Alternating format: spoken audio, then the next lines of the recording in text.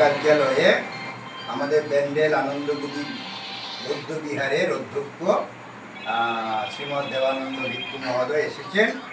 আগামী বৌদ্ধদের একটি বড় উৎসব করিঞ্চিবর দান, সেই বিষয়ে 26 অক্টোবর এবং 25 অক্টোবর 26 অক্টোবর 25 অক্টোবর ওই বিষয়টা একটু আপনি বলুন।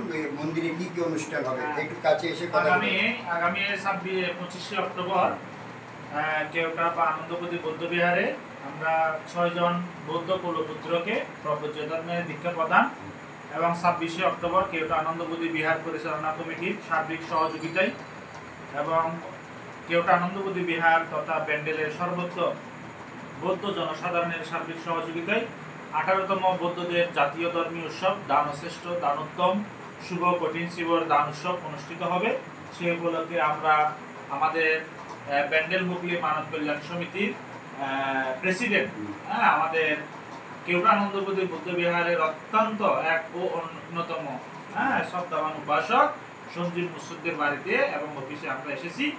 আমাদের বিহারে কঠিন শিবর দান উপলক্ষে তিনি দান করবেন এবং আমাদেরকে এবং স্বজাতিকে তিনি উন্নয়নের দিকে নিয়ে যাওয়ার জন্য সার্বিকভাবে সহযোগিতা করবেন এবং আমরা তার কাছে আছি তার নিরাময় সুস্বাস্থ্য দীর্ঘ জীবন কামনা করছি এবং আপনারা যারা এই ভিডিওটা দেখবেন আপনাদের সকলের মঙ্গল কামনা করছি। যারা আমার বড় থাকবেন তাদেরকে প্রণাম বন্দনা নিবেদন করছি।